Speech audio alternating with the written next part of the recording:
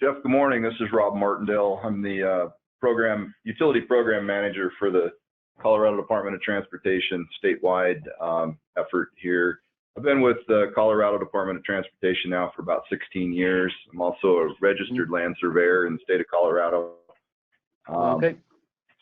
But like Paige said, I've been on many AASHTO committees, the American Association of State Highway Officials, that also works with Federal Highway Administration, sponsorships with other research programs. But I chair the technical committee on utility mapping, data management, and GIS.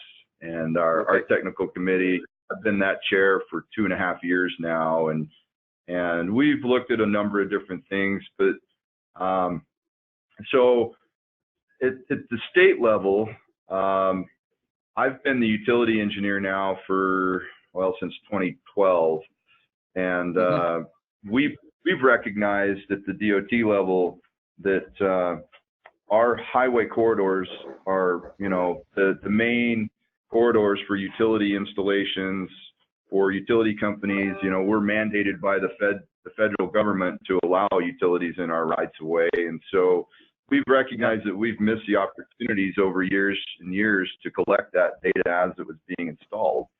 And that's both on a permitted level and on a construction project level. So there's kind of two things that we were looking at for many years to try and capture that data, but we just didn't have a way to do it, or a very efficient way to do it. And I think you touched on it a little bit as far as having survey crews available to collect all this data was extremely difficult. And so we wanted a solution that would allow the survey world and the GIS world to kind of cross over and become one. You wanted to be able to get data into a GIS environment, but you also wanted accuracy level of survey information, or survey level information if you could get it. And so that's what was intriguing about the ProStar solution, is that from a survey side, they had that, but from a GIS side, they also had that piece as well. And so, so when I came in, it was very important to our upper management to try and create an efficient system that we could leverage, collecting data that would allow us to use it in the future and maximize our dollars spent on collecting the data, and then a user-friendly system that we could work to get our utility companies and other stakeholders to use it as well whenever they're in our right of way. So we've been working, like Paige said, we've been working for almost close to 2 years now, working on a solution, and now we're at the point where CDOT's ready to roll this thing out and have utility companies mandated to utilize the technology in our right of way. Whenever they use or install a utility in our right of way, they're going to be mandated to collect it. And so we call it, it's the least you can do. If we give you a free ticket in our right of way, you can at least tell us where your utilities are at, right? So that's right. That's one of the things that we've neglected to do, but we feel like we should be asking that. And the more we talk to the stakeholders throughout the state, other utility companies, they've started to see this value in sharing data and having the ability to know where their system is. And you touched on damage prevention, and that was one of the biggest things that in our department is damage prevention for our contractors, for our maintenance workers, for anybody that's in our right of way, because we've had a lot of strikes in our right of way, and we've had a lot of downtime and delays and claims, and everything that you touched on resonates throughout what CDOT has experienced for a long time now. And so moving forward, that's exactly what we feel like the solution with Paige and his team over here at ProStar is going to solve for us. And it's a great turnkey off-the-shelf product that we felt like is moving in the direction that we need as a DOT. And that's just from the DOT level. From the national level, from Federal Highway Administration all the way through my technical committee, every state DOT feels the same pressure to do better. And so others like UDOT have recognized it, and so we're all collectively working together to solve this problem that you've identified. And so anyway, that's kind of big picture. There's obviously a lot of details that spin off of that, and I'm sure Bill will get into some of those as we move through this demo here. But feel free to ask me any questions, particular to CDOT or directly at our process and policies, because we did do a lot of changing of our state laws, our state codes, massaging of all that stuff, because like you said, it takes a full rebuild of a system in order to make it so that you have the opportunity to get this data and get it into a system. So.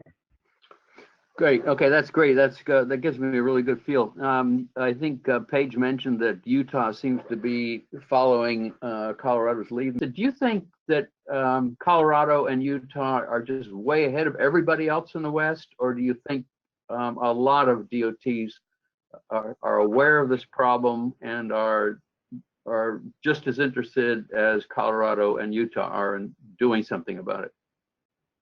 No, I believe a lot of the DOTs are very interested in following suit. They're just struggling to figure out what the best fit is for their state, for their IT group. From my understanding, there's a lot of DOTs, well, almost all of them, that want something very similar, and they want something that's cost effective and efficient. And so they're all trying to figure out how to get what they need out of an as-built system, and implementation is really the struggle for most DOTs, is how do they implement something, where do they go? Right.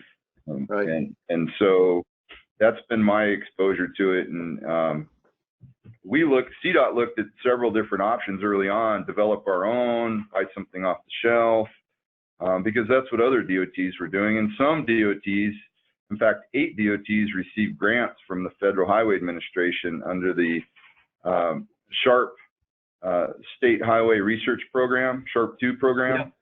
Yeah. It's called the RO1A product, was the 3D Data Repository Research Program, and that was rolled out in 2013, and they tried to go to full implementation with DOTs, and it just wrapped up. And I can tell you, out of the 8 states, Utah being one of them, only California and Kentucky were able to put something together. Michigan put something together as well, but they're struggling to fully implement the entire package. Like, they have something that will collect and store data, but they're having a hard time mandating the stakeholders, utility companies, to use it. And that's right. Their biggest that's the problem. Those utilities have an awful lot of lobby power in legislatures usually. They do, and I think part of it is just they don't have survey technicians on staff at utility companies, and it's hard for them to go out and consult that. So our vision is to provide a mobile application like PointMan that's user friendly enough to where the technicians in the field, the current staff, or even their construction managers can use it, because it is that easy to use. And so I see. You don't need a survey team out there. Exactly. And the information that's gathered through PointMan gives a survey record that if a surveyor like myself wants to look at it at a later date, I can always go in and see how accurate the data is, who collected it. If I have questions, I can always go back to the end user. So it makes it much easier. And now, is this designed to run with RTK? I mean, what I'm sort of interested in, how are you going to get survey grade with this? On that side of it, how CDOT leverages it, we're using RTK GPS. There's several different models out there, but at CDOT we have Trimble units and Trimble R10s and other survey grade Trimble devices, and then also there's some others out there that are coming on the market. ProStar and Emlet are a couple that are out there that are cost effective or cost efficient type GPS units, a lot less expensive than Trimble, that will give you the same RTK accuracy. And we're testing those as well at CDOT because we recognize that a $3,000 or $5,000 RTK unit is much less expensive than a $20,000 Trimble unit. And maybe some of our stakeholders like utility companies can afford a $3,000 to $5,000 survey grade unit than a $20,000 one. So that's why we're trying to test those solutions and then provide those to the utility companies. Say, here, go get this. This is the best bang for your buck. So we're trying to create a solution for the utility companies to also collect at that survey grade level as well. So it all connects via Bluetooth. And so let's say you make an update from the field. One of your guys out in the field is either put something new in the ground and he wants to capture the location of that, or he's out there and he's maybe responsible for moving a utility or somebody. I mean, somebody from the utility is responsible for moving a utility or whatever. What's the workflow? So the guy out in the field makes this, and it may be offline or online. I understand that, and that goes to a server someplace. Is that change immediately recorded in the database, or does it go through the records folks, or what's the business process? So the change and the update would go to Transparent Earth, and that would be done in real time. But then in Transparent Earth, think of it as a holding station before it got imported into their GIS or CAD system. And either the CAD manager or the GIS manager would then go through the data, what we call precision and pedigree, and determine if it meets the qualifications where he's actually willing to change his own internal records. Oh, I see. Okay, so it's kind of like a data versioning thing, and it's so it's not going to affect anything until somebody's reviewed it and then said, yeah, this is okay, and then updates the as-built. Yeah, and then as Bill showed you, you can set up in the admin menu on who has those privileges. Yeah, I got it. No, that's fine. I just wanted to see what the business process was. Workflow is. Yeah. And Geoff, also, this is Rob again, but if you look at like our admin permissions we have, for example, a CenturyLink user in there that's one of our stakeholders that's beta testing for us. And so the idea is that I've provided them access into the CDOT environment that you're looking at, and as they collect data, point man, they're logged into the CDOT environment. So when they're out there collecting utility data, it is automatically uploaded into the CDOT environment. They don't have to, they don't have to understand it. It just goes in there automatically based on the fact that we've given them permission into our environment. So whenever they're working there, and then likewise, if I want to be able to share that data back to them, like the CenturyLink had their own environment, they could. Then we could share data back and forth between the environments. So okay, this is interesting. So this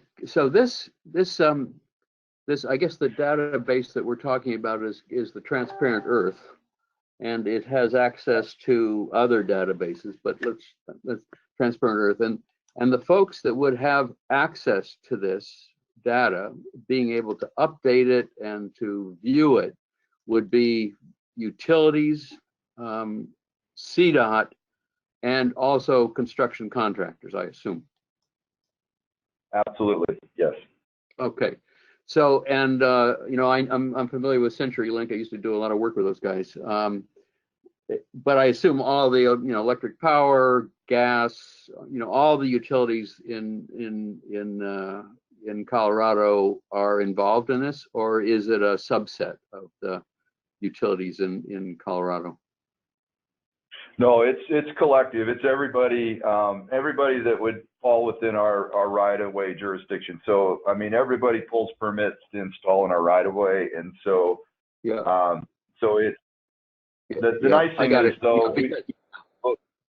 I mean, you've got the right-of-way, and if these guys want to play, they want to play ball in your right-of-way, then you can actually control, what they do when they put things in the ground or move things in the ground. The other question I have, and this relates specifically to CenturyLink, just because telecoms are extremely sensitive about other people, anybody, well, especially competitors, knowing where their underground infrastructure is. when somebody has the right, permission to look at this data, are there different levels? I mean, because the thing they would really not want to have, even an electric power is often, an electric power utility can be a competitor to, for telecom. And what they really don't want is for somebody to go in there and be able to see their entire network. So is that so if I have permission to view stuff because I'm a construction contractor, and I have permission to view stuff underground, is it restricted to, as far as the large, like you can only see, something like, 100 meters by 100 meters, or some restriction that would inhibit me from going in there and say, I want to see all of CenturyLink's network in Colorado. It's critical to the utility stakeholders that we've showed this to throughout our state as we went around and showed the energy companies and the telecoms. That question came up 99% of the time. How are you guys going to lock this down so that we have the ability to share data, but the understanding that it's not going to be shared to just anyone at any given time? And so we've shown the stakeholders how we can control that, and they're very much comfortable with the securities that are built into this. Yeah, no, I was just going to say CenturyLink and the other telecoms, cable operators, and these guys, and probably electric power if they're in the business of putting down fiber with all their anything underground. They're happy that this thing does not allow competitors to see their networks. Yeah, and that's one of the reasons why CenturyLink's become a beta tester for us, and now we have Zayo and Level 3 both have asked to sign on to share their legacy data. Wow. and Wow. beta test for it over the next few months. So yeah, this is remarkable. Yeah. So I mean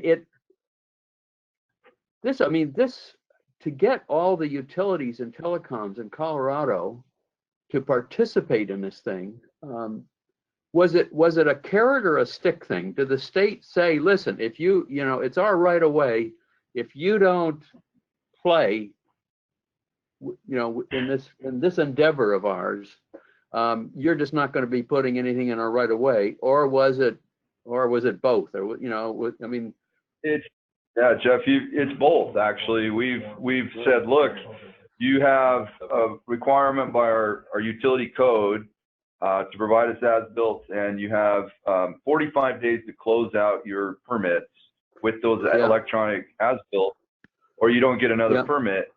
But here's how we're going to help you. We're going to give you the technology that you need in order to be successful in closing out those permits. And so it's both a carrot and a stick. It's like, you better, but we're also going to give you we'll give you the tools you need to be successful. So that's our approach to it here. For a construction contractors, their margins are just tiny, and anything that increases the workload is a problem for those guys. Do you have any feel for what this would add to a construction contractor's workload? I can answer that question, and then I'll have Rob kind of elaborate on it. So we're working with Kiewit, which is one of the largest construction companies in the world, definitely one of the largest in North America. And they've been testing our solution. It doesn't add anything. It actually reduces a lot of their workflow processes, and it also provides better data with more confidence in real time. So it significantly reduces the time that they can get data moved around out on the project site and make much quicker decisions. And matter of fact, decisions that could be made in a matter of minutes that historically could take weeks. Yeah, on the other side of it too, the other side of it is our pre-construction policies are set now. We have a new subsurface utility engineering law that went into place in 2018 that mandates that we provide basically better pre-construction and construction plans to contractors with the leverage of SUE information, as-built and everything incorporated into those plans.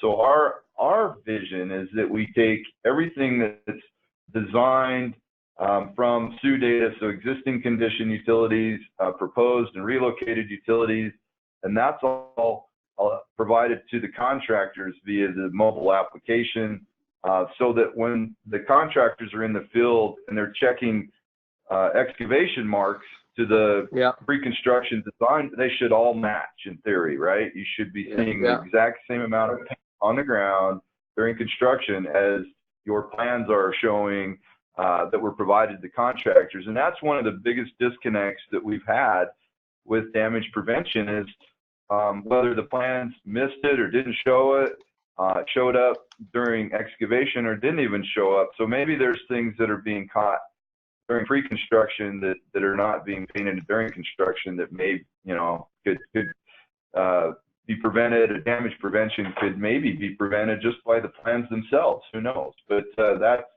that's some of what's going on in Colorado that's even unique with our new laws that are out there for subsurface utility engineering too. All the utility and telecom as-builts, have they, or usually in their GIS, in their utility GISs, have they provided that to you for all of Colorado? Not yet, but they have agreed to. We've been going around with a couple of them that wanted some non-disclosure paperwork filled out, and we've pushed back on some of that, and we're like, what, so we're finally, I think we're to the end where our attorneys have agreed with their attorneys, and now it's a requirement of sending out what our limits, what we're asking for. Basically, it's our right-of-way limits of saying we want your GIS data that's within these boundaries, and they're agreeable to providing that area only. They don't want to provide any critical infrastructure or things like that. So. I got it. So, but because it's your right of way, you have a bit of a legal stick there to motivate them to provide this information, right? Yes, exactly. Now, the other question I have is, this is really looks remarkable. And you would think over time that this would lead to improvement in the data. Do they, if you get their as-built, and their as-built are generally pretty crappy. There's missing data. Things are in the wrong place. They don't do QA on it, so it may be on the wrong side of the street. I mean, there's places downtown it's probably on the wrong street. But if you capture where these things are, and I assume that you correct them through Transparent Earth, you correct them and say this is where it actually is, so that it can be shared. The next time somebody does work there, you don't have to go through the same process again. Is that information then going to be available back to the utility, or is it a one-way flow of information from the utility? You're just getting their kind of crummy as-builts, but you're going to be able to be building a much more reliable database, and over time you will, they will be still putting things in the ground, but presumably they'll be using your system to do that. Yeah, the intent is to get their crappy records, like you've indicated, because they are. And we've experienced the same thing. But also, as we spend taxpayer dollars to update and accuracy, three-dimensional accuracy, then that's part of that carrot back to the utility companies. Like, as we update your locations and get better information on your facilities, we can easily share that back with you guys through the system, because it's very much a two-way flow back and forth, and our intent is to share the data rather than just to keep it in a silo. So this is cool. Yeah, this really is cool. I find it really remarkable that the state has got itself. It's state and CDOT have and all the utilities and telecoms. This is really incredible. Who actually runs this system? Is it CDOT? I mean, is CDOT? Are you the guys who are running it and paying for it, or is it something that everybody who's part of the one call, you know, how does that work? Let's say that CDOT has their own transparent earth environment, which is obviously the cloud GIS system. But they've got, you know, 27 third-party companies that they want to capture the data. All they have to do is have a point man license, and then that data can be automatically pushed up to the GIS environment that CDOT has. So everybody doesn't have to have the whole cloud system. They could just, you could have small contractors, right? You could have small contractors. All they have is point man licenses. You nailed it. And that's how we envision some of the small utility companies. You get we call them the mom and pop utility companies and irrigation, things like that cross. They're not going to necessarily have the resources to purchase this kind of stuff. So at least providing them a point man license and a mobile app, you know, they typically will have the ability to collect data of various acts. You'd expect the big telecoms and the big utilities. You expect the big telecoms, the big utilities, big contractors to have their own transparent earth license. If they wanted to, but we expect them to at least use our point man mobile app licenses to collect in our right of way at a minimum. Paige, I really appreciate that. This looks absolutely fantastic. What I'll do is I'm going to take my notes. I'll draft something that I'll send to you, and then you can correct it. And I would really like to be able to reference CDOT. And so I'll just put something. I'll put a draft together, and then maybe you and Rob can look at it. And I don't want to include anything you don't want to include. I mean, if this is still all under wraps and you don't want it to be public, whatever. I appreciate that, and we'll look at it, make any revisions or additions. But we want you to get this out there and let everyone know, what we're up to here. And then also, this is remarkable. I call this remarkable. drinking water through a fire hose too. So let this resonate, and then if you had some questions and you want Bill to dive into and show you a couple other things, then we're happy to do that. And then also, provide you with some screenshots if you want. Yeah, I would like some screenshots too. But I really appreciate your time. Thanks very much, Bill and Rob and Paige. Like I said, I will draft something based on what I got, and I know it is like drinking water out of a fire hose, but I'll draft something. I know what the big problems are, and I can see how you're addressing the big problems. So I won't go into the weeds, but I'll try to get something to you. I'm going to be in Singapore for next week, and I will try to do it on the plane, actually going there, and I'll have plenty of time to do it. But this is absolutely fantastic.